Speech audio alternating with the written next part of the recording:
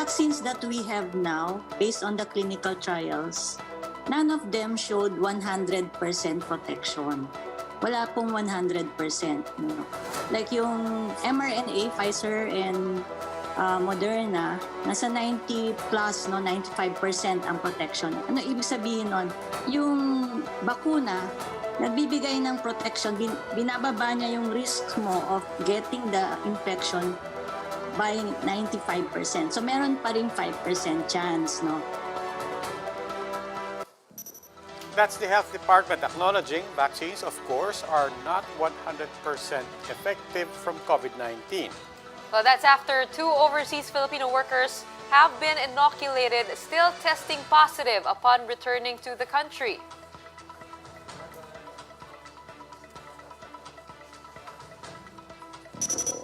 Good evening, I'm Gretchen Ho. And I'm Robbie Alampay. You're watching The Big Story. 2 OFWs who were previously vaccinated against COVID-19 abroad are back in the country, only to still test positive for the virus. But the health department is allaying fears, saying it's still better to get vaccinated. Jenny Dongon has the big story as she reports live from Cebu. Jenny, what actions are local officials taking now following this development?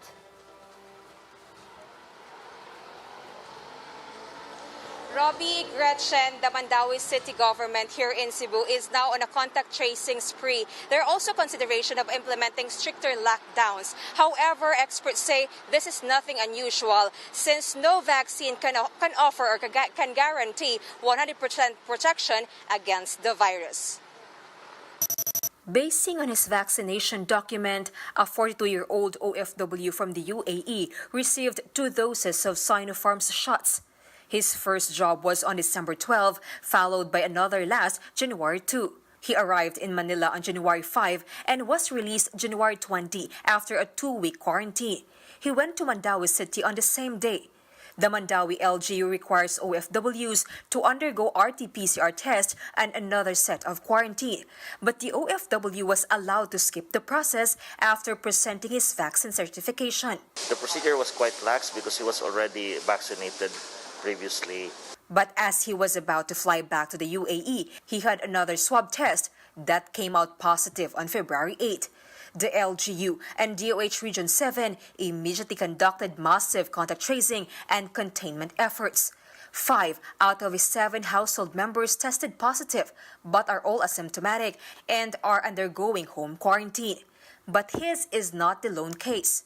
The same happened to a patient who had a dose of Pfizer's vaccine in Canada last January 13, who went on quarantine after arriving in Cebu on February 9. On February 14, her swab test showed she had COVID-19. Experts say no vaccine guarantees 100% protection from infection and transmission, but it doesn't necessarily mean the vaccine is ineffective. None of them showed 100% protection. Wala pong 100%.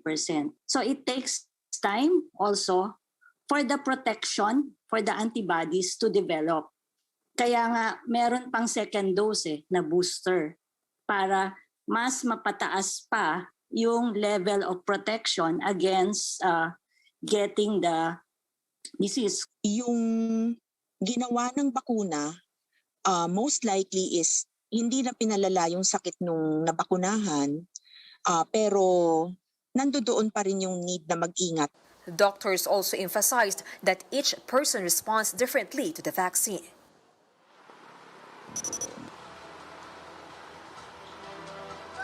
Robbie, the province or provincial government of Cebu is still urging its constituents to still support the national government's vaccine rollout. We know that supply has yet to come, but local officials emphasize that getting vaccinated is the best move to combat the spread of the virus. Robbie. Maraming salamat, Jenny. That was Jenny Dongon reporting live from Cebu City. Now, does this report actually put into question the efficacy of vaccines? To discuss that, we have San Lazaro Hospital Infectious Disease Specialist, Dr. Rojin Solante. Dr. Solante, thank you for joining us, sir. Yes, good evening, Robbie, and good evening to our listeners and viewers. Now, Dr. Solante, of course, no vaccine maker and no vaccine for that matter has ever been assured to be 100% effective. But notwithstanding that, what is the most important thing for the public to understand about these particular cases now being reported out of Cebu? Yeah, if you look at the chronology of the time that these two patients were vaccinated and they got the infection, so there is this window of vulnerability immediately after the vaccination because it will take time before the antibody that is being produced by this vaccine from our body will kick in terms of achieving that level of protection. Okay, it may be 2 weeks, 3 weeks after the vaccination, and that's why it's very important that you have to understand that after the vaccination, you have to be compliant with the health protocol. It doesn't mean that you are getting the vaccine, you will take off your mask, you will not practice physical distance, no? Because that alone will only undermine the possibility that during that window of vulnerability, you might still get the infection, okay? So this is the process, this is how vaccine works, no? It will not give you immediately protection, but as you go along, weeks from the last dose of the vaccination, it continues to stimulate our immune system and then produce that antibody until such time we have a very good protection against the infection. So in other words, hindi pa po, it is possible na hindi pa nag-kick in yung full benefit and protection ng vaccine. We are not yet in a position to categorically say that in this particular case, hindi umubra yung vaccine. Yes, definitely. No, in fact, that's what we always emphasize. Na pag nabakunahan ka na, isuot pa rin natin ng mask, hindi pa rin tayo pupunta doon sa mga mataong lugar at sa yung mga enclosed spaces dahil you are still vulnerable. No? You are still vulnerable. Okay, Dr. Solante from the San Lazaro Hospital in Manila, maraming salamat po. The Philippine Genome Center has detected 2 new SARS-CoV mutations or variants of concern in Central Visayas, but they still need to study it further to know if the extent of its significance. Greg Gregorio with the details. 31 samples submitted for whole genome sequencing have shown 2 mutations with potential clinical significance. These mutations of SARS-CoV-2, called E484K and N501Y, were found in samples from Central Visayas. Dr. Cynthia Saloma of the Philippine Genome Center said these mutations are also seen in the UK and South African variants. Na-associate nga nila yung may mga cases sa UK na talagang tumaas. At sa kanyang hallmark mutation is ito nga yung 501Y. Tapos lumabas din po yung researchers sa South Africa na mayroon po silang variant doon, which we now have this lineage assignment called B.1.351, na not only does it have the 501Y that was first reported by the UK researchers, meron din po siyang 484K. Dr. Edsel Salvana, a member of the DOH Technical Advisory Group and the IATF's Technical Working Group on COVID-19 variants, allayed fears on these detected mutations. Itong mga mutations na to, kumbaga, parang markers po sila. Doesn't mean the mutation itself can make something more transmissible or make something more deadly or wala na talaga yung sa vaccine. Experts stressed the need for further investigation as health significance of the mutations is still unknown. The more the virus circulates po, the more opportunity it has to change and acquire new mutations. More samples will also be collected from the area of origin. We need to gather more samples from different areas of Region 7, sequence them to find out if they also have the mutant strains. Kasi for all we know, they may not have it or they may have it.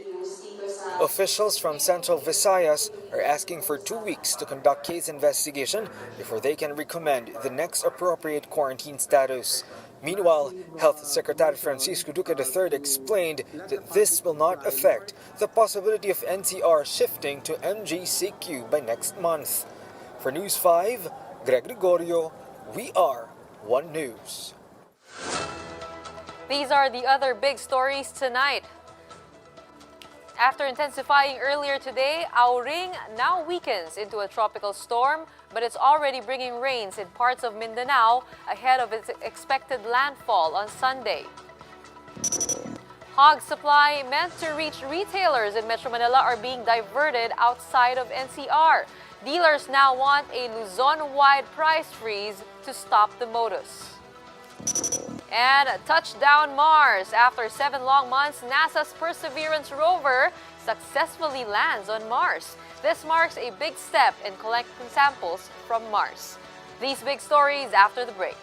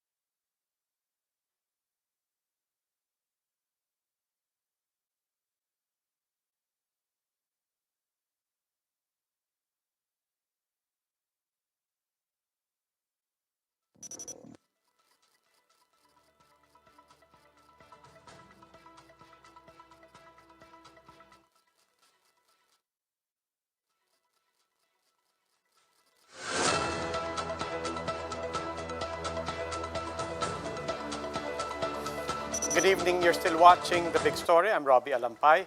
Ahead of Tropical Storm Oring's expected landfall, how are preparations going so far in the Caraga region? Jem Avancenia gives us the details live from Surigao del Sur. Jem, kamusta dyan?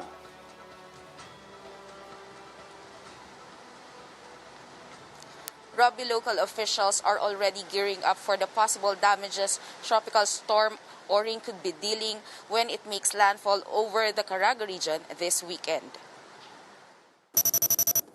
Lianga, Surigao del Sur and parts of Caraga are already experiencing light to moderate rains. As per Pagasa, it's all due to the northeast monsoon. But that starting tomorrow, heavy to intense rains should be expected as Tropical Storm Oring approaches. In the town of Hinatuan, the Municipal Disaster Risk Reduction Management Office, together with the National Police and Coast Guard, went to Mauwa Island to conduct preemptive evacuations. But residents refused to leave their homes. Pina-priority namin yung mga islands.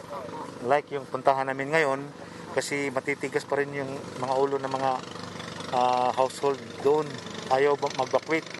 In Agusan del Sur, all water assets and rescue units as well as search, rescue and retrieval teams are already on standby. PDRRMO Chief Armando Gomez said they already learned their lessons from the wreckage brought by Tropical Depression Vicky last December. Gomez appeals to residents to comply immediately after the preemptive evacuation order is in place.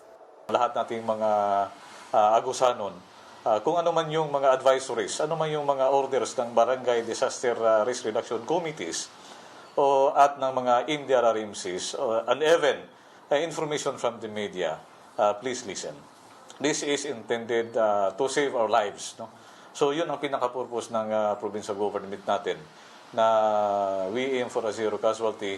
In Tandag City in Surigao del Sur, strong winds and huge waves already damaged several houses along coastal areas. Residents are advised to evacuate as soon as possible.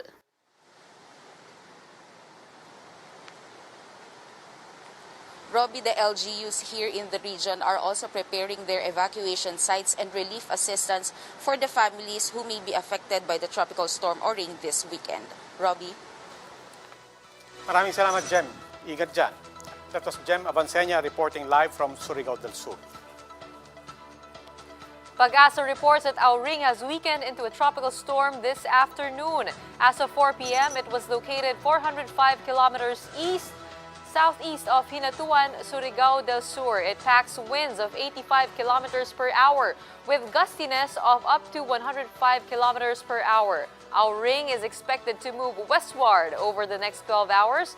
It is seen to re-intensify into a severe tropical storm before making landfall over Caraga on Sunday. And a signal number 1 is raised over southern Leyte and southeastern portion of eastern Samar.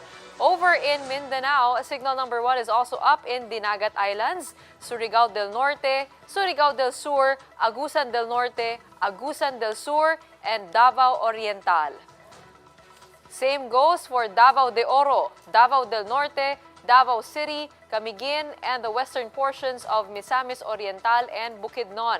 These areas can expect intermittent light to moderate rainfalls. The Interagency Task Force has given its thumbs up for the move to place the entire country under Modified Community Quarantine, or MGCQ. This comes on the heels of Metro Manila mayors deciding through a very close vote to downgrade restrictions in NCR. Presidential spokesman Harry Roque said this could add weight to President Duterte's decision on the matter. So inaasahan naman natin dahil meron ng ganitong kasunduan sa panig ng IATF at ng mga Metro Manila mayors, baka naman po sumang-ayon ng ating presidente. Magkakaroon po ang desisyon ng ating presidente itong Lunes 22, bagamat baka ito po i-anunsyo ko bago po matapos ang buwan ng Pebrero.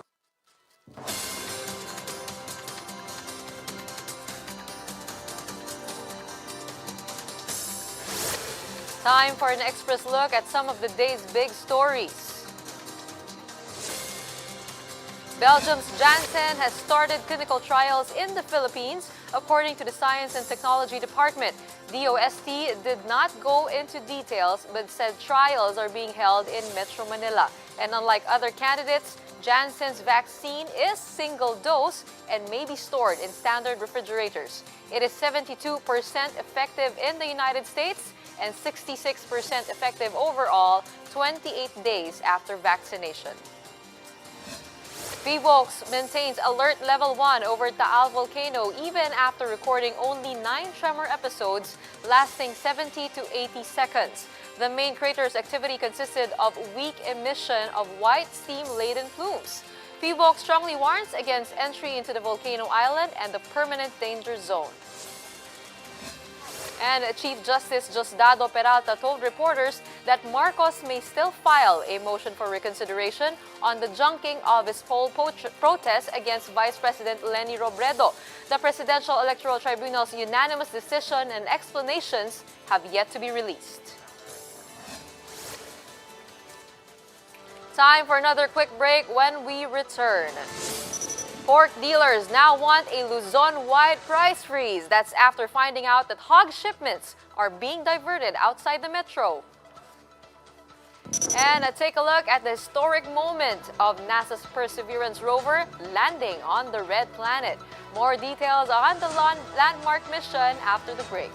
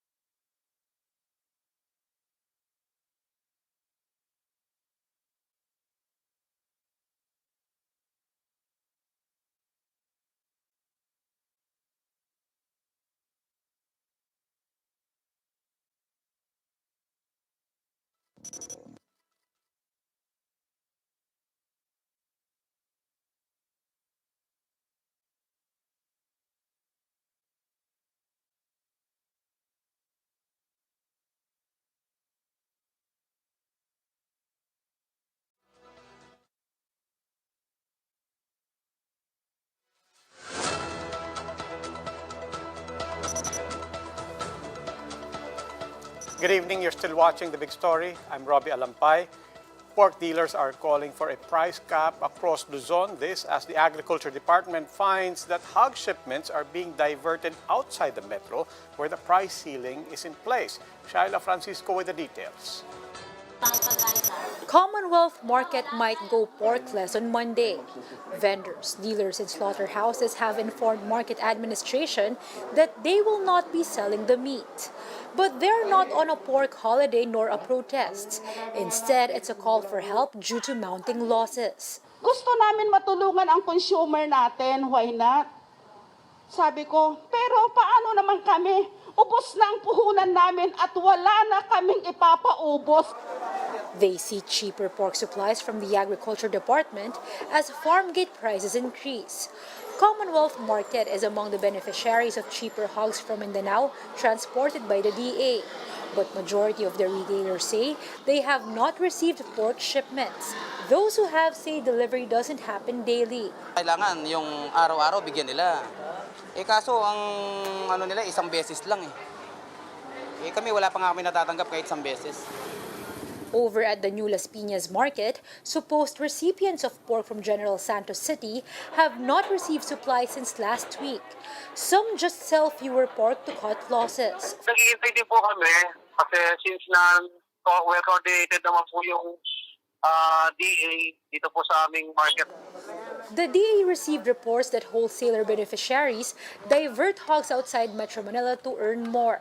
They have tapped the NBI and the CIDG to hunt down violators who could be blacklisted. Bibigyan tayo ng subsidy in condition na i-deliver sa Metro Manila ang baboy. So kung ilabas nila yan, out yan sa subsidy. Meat dealers now want a Luzon-wide price freeze to stop wholesalers from diverting pork. They say this could also prevent dealers in areas not covered by the price cap from raising prices. Instead na para dito sa atin sa Luzon, sa Metro Manila, mas mataas na nakukuha ng outside Metro Manila. Mas napipresyuhan pa nila. The DA's Consumer Affairs Department is now studying the proposal. For now, they leave it up to the local price coordinating council to impose a suggested retail price if needed. The DA is also conducting surveillance of shipments. Shaila Francisco, VR1 News.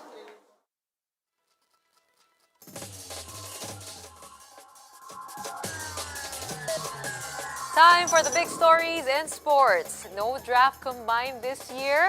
The PBA says the cancellation of the event on March 10 and 11 is meant to ensure the safety of the players and other people involved. Teams will instead conduct separate workouts to have a chance to see players up close ahead of the rookie draft on March 14. The PBA will also require draft applicants and free agents to undergo swab tests first before teams can bring them in for scrimmages. A record total of 97 applicants joined this year's rookie draft. That may still be trimmed down in the coming weeks. And for those of you with a ball is life motto, the NBA has teamed up with Smart to relaunch NBA.com.ph, your newest source of all things NBA here in the country. The partnership provides a whole slew of localized content that's perfect for Pinoy Hoops fans. A weekly podcast called NBA Hype Squad will also provide NBA discussions, and the site relaunch builds on the existing partnership between NBA and Smart, where Smart subscribers are provided with access via the NBA League Pass. Our redesigned destination will provide another platform for fans to stay connected to all things NBA. Huge milestone, not only for Smart, but also for all Filipino basketball fans, who now have a new platform to follow their idols, stay updated on the games, and connect with other fans.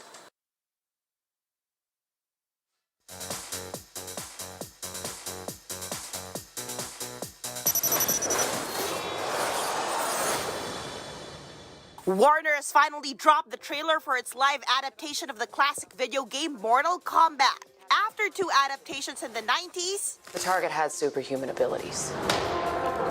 It had the same dragon marking you do, Cole. The 2021 take revolves around Cole Young, who is unaware of his heritage. Sent by Emperor Shang Tsung, Sub-Zero hunts him down. Other iconic Mortal Kombat characters made their appearances, including Scorpion, Liu Kang, and Raiden. The fate of of Earth is in our hands. Mortal Kombat will stream exclusively on HBO Max starting April 16. For News 5, MJ Marfori, we are One News. After 7 long months, NASA's Perseverance rover successfully lands on Mars. Touchdown confirmed. Perseverance safely on the surface of Mars, ready to begin seeking the sands of past life. And NASA's mission managers, as you saw, burst into applause, cheers, and fist bumps as the radio beacon signaled the Perseverance rover's landing. NASA called the descent 7 minutes of terror, and it stands as the most challenging and elaborate feat in the annals of robotic spaceflight. The spacecraft's ambitious mission to collect samples from the red planet and return them to Earth, this is the first step in ascertaining whether life ever existed in Mars or elsewhere for that matter. Congratulations. Historic moment.